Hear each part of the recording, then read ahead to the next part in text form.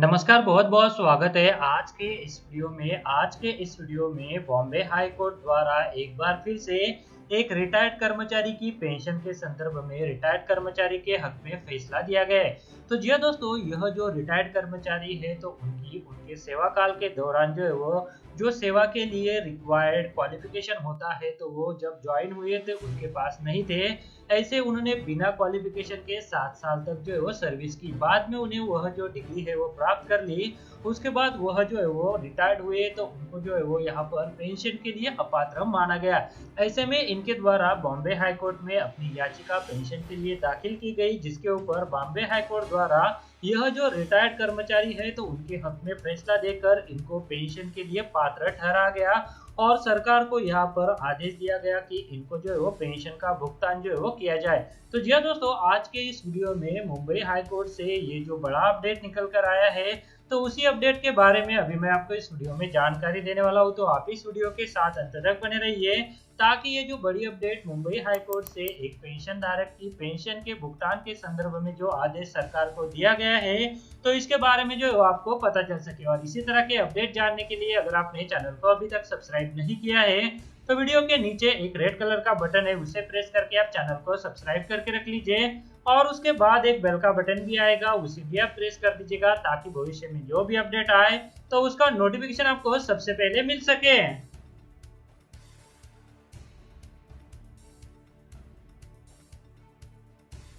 तो जी हाँ दोस्तों, बॉम्बे हाई कोर्ट द्वारा एक सेवानिवृत्त कर्मचारी की सेवानिवृत्ति के बाद उनको सरकार द्वारा पेंशन के लिए अपात्र माना गया। ऐसे में उनके द्वारा हाई कोर्ट में याचिका दाखिल की गई और इस याचिका के ऊपर हाई कोर्ट द्वारा जो फैसला दिया गया, जिसमें हाई कोर्ट द्वारा कहा गया कि सेवानिवृत्ति के बाद नहीं ठहरा सकते पेंशन के लिए अयोग्य। तो जी हाँ दोस्तों, हाई कोर्ट के इस फैसले से अभी ये जो सेवानिवृत्त कर्मचारी है तो उनको जो है वो पेंशन का भुगतान जो है वो सरकार द्वारा किया जाएगा। तो जी हाँ दोस्तों, यहाँ पर ये जो अपडेट बॉम्बे हाई कोर्ट से निकल कर आया है तो उसी के बारे में अभी हम इस वीडियो में पूरी जानकारी लेने वाले हैं। तो चलिए दोस्तों, ये जो डिटेल अपडेट है तो इसको जानते हैं। तो जी हाँ दोस्तों, बॉम्बे हाई कोर्ट द्वारा यह जो फैसला लिया गया है तो इसमें कहा गया है कि सेवानिवृत्ति के 7 साल भी पेंशन से वंचित एक सहायक शिक्षक को बॉम्बे हाई कोर्ट ने राहत दी है।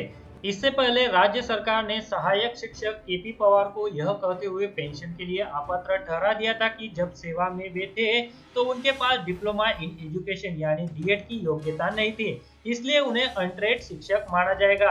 राज्य सरकार के इस रुख के मद्देनजर पवार ने हाईकोर्ट में याचिका दायर की थी।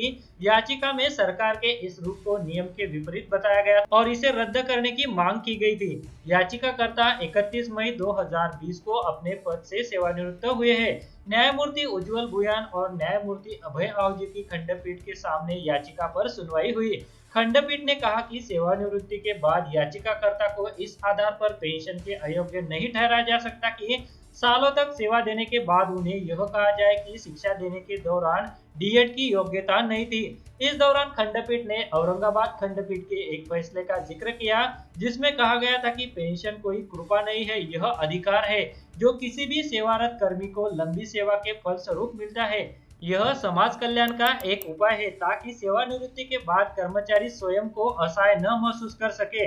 इस आधार पर खंडपीठ ने याचिकाकर्ता को पेंशन और उससे जुड़े लाभ का हकदार माना है और सरकार को 6 सप्ताह के भीतर याचिकाकर्ता को पेंशन और पेंशन से जुड़े लाभ का भुगतान करने का निर्देश दे दिया है। तो जी दोस्तों, यहाँ पर ये जो एक रिटायर्ड शिक्षक थे तो उनके हक में यहाँ पर बॉम्बे हाई कोर्ट द्वारा ये जो फैसला दिया गया है, जिसके तहत सरकार को इस फैसले में कहा गया है कि 6 सप्ताह के भीतर जो याचिका करता है तो उनको पेंशन के साथ साथ पेंशन से जुड़े हुए जो लाभ है तो उनका भुगतान जो है वो किया जाए। तो जी दोस्तों, बॉम्बे हाई कोर्ट द्वारा ये जो फैसला दिया गया है तो इसके ऊपर आपकी जो राय बनती है तो वीडियो के नीचे जो कमेंट बॉक्स है आप वहां पर कर सकते हैं। साथ में यहाँ पर ये जो सहायक शिक्षक रिटायर्ड हुए हैं मिस्टर केपी पवार, तो इनके हक में जो बॉम्बे हाई कोर्ट द्वारा फैसला दिया गया है तो इसके लिए हम हमारे टीम की तरफ से भी उनको बहुत बहुत कंग्रेचुलेट करना चाहेंगे। यहाँ पर इस आदेश में कहा गया है कि सरकार द्वारा इनको जो है वो 6 सप्ताह के भीतर जो है वो पेंशन और पेंशन से जुड़े हुए जो लाभ है तो उसका भुगतान जो है वो किया जाए।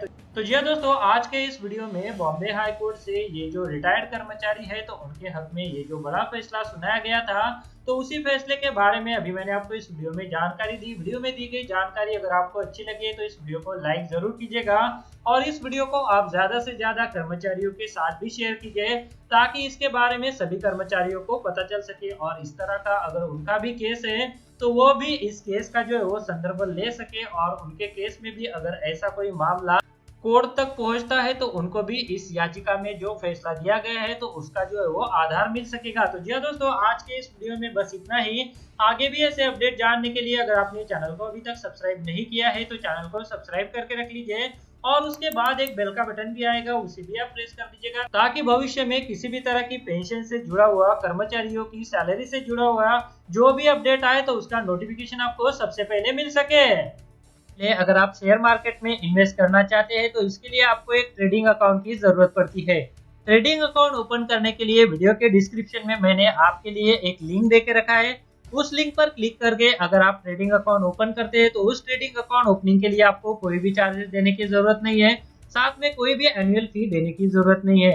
और जब भी आप इक्विटी में शेयर खरीदेंगे या फिर बेचेंगे तो उसके ऊपर आपको कोई भी ब्रोकरेज देने की जरूरत नहीं है। अगर मान लीजिए आपने 100 रुपए का कोई शेयर खरीदा और उसे 150 रुपए में बेच दिया तो जो 50 रुपए का फायदा होगा तो वो सीधे आपकी जेब में जाएगा। इसके ऊपर जो है वो आपको कोई भी ब्रोकरेज चार्जेस देने की जरूरत नहीं है, कोई भी यहाँ पर आपको चार्जेस नहीं है। तो इसके लिए अगर आप अकाउंट ओपन करना चाहते हैं तो वीडियो के डिस्क्रिप्शन में मैंने एक लिंक दिया हुआ है, तो उस लिंक पर क्लिक करके आप घर बैठे ऑनलाइन एक डीमैट अकाउंट ओपन कर सकते हैं। अगर आप शेयर मार्केट में इन्वेस्ट करना चाहते हैं तो इसके लिए आपको एक ट्रेडिंग अकाउंट की जरूरत पड़ती है। ट्रेडिंग अकाउंट ओपन करने के लिए वीडियो के डिस्क्रिप्शन में मैंने आपके लिए एक लिंक देके रखा है। उस लिंक पर क्लिक करके अगर आप ट्रेडिंग अकाउंट ओपन करते हैं तो उस ट्रेडिंग अकाउंट ओपनिंग के लिए आपको कोई भी चार्जेस देने की जरूरत नहीं है, साथ में कोई भी एनुअल फी देने की जरूरत नहीं है। और जब भी आप इक्विटी में शेयर खरीदेंगे या फिर बेचेंगे तो उसके ऊपर आपको कोई भी ब्रोकरेज देने की जरूरत नहीं है। अगर मान लीजिए आपने 100 रुपए का कोई शेयर खरीदा और उसे 150 रुपए में बेच दिया तो जो 50 रुपए का फायदा होगा तो वो सीधे आपकी जेब में जाएगा।